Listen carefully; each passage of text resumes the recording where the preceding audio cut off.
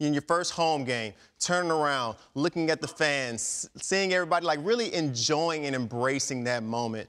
After it's all said and done, is there anything this season that you experienced that it was even better than you imagined?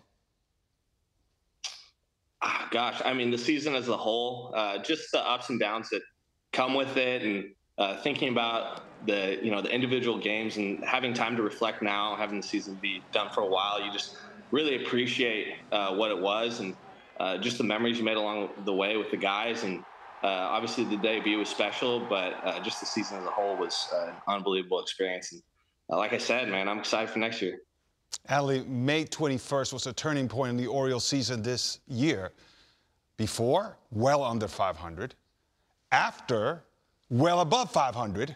And that was the day that you got called up. What is it about the Adley Rutschman seasoning that makes any team a winner? Oh, it's a good question, Adley.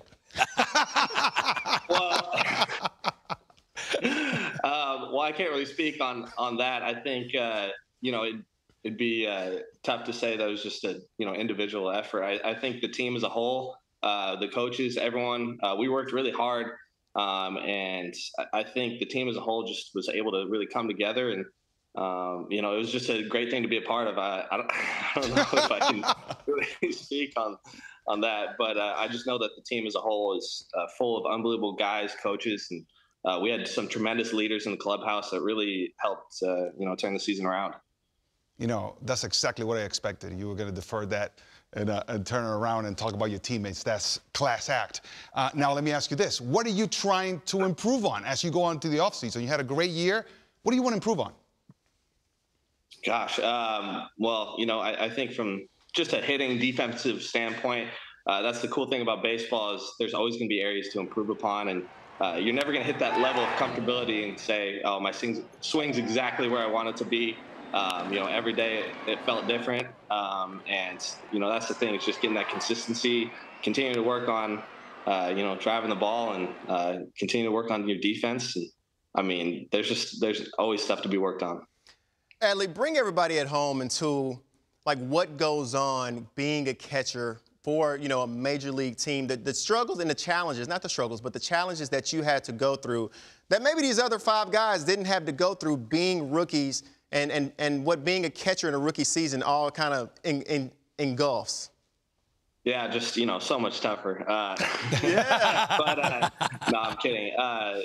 The thing is, like I said, with the coaches we had, the players we had around me, having Robinson Chirinos as a guy that was able to help me and just kind of, get me into that role without, any hesitation or problems. A lot of it is attributed to the coaching staff and the players we had.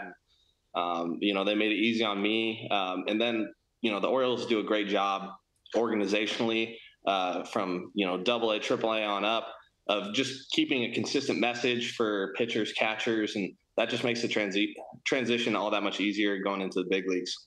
Unlike you, Adley, I'm old. So I grew up in the 80s admiring a certain catcher who had a love for the game. He had a nickname, Kid, Gary Carter, the late Hall of Famer Gary Carter. You've been given so many comps, but this is why I'm comparing you to Gary Carter. Gary Carter showed friendship to his pitchers, true admiration, put his arm around him. I see the same thing with you. No matter which reliever comes out of the bullpen, you care about these guys. And it just kind of like permeates throughout the entire team.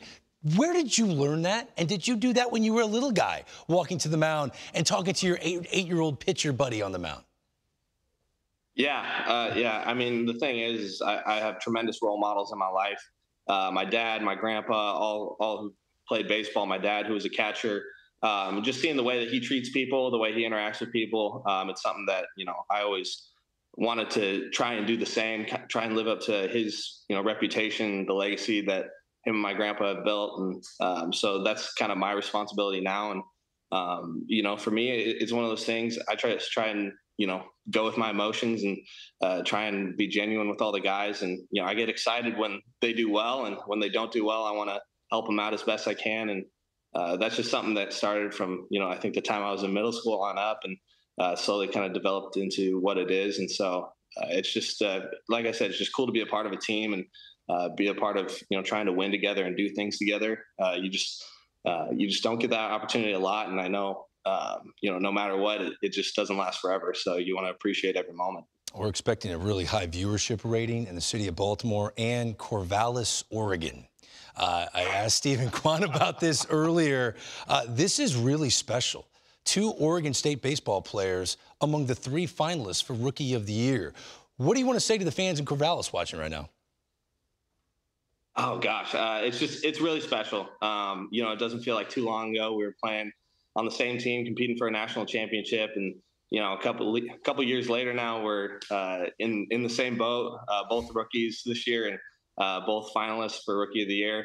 It just all comes full circle, and you just go back to the memories that you had together and the ones to come, and it's a really special thing to be a part of. And the community in Corvallis is very tight, and they're super supportive of Oregon State and their athletics, and I know that they appreciate this as well. So it's just cool to be a part of.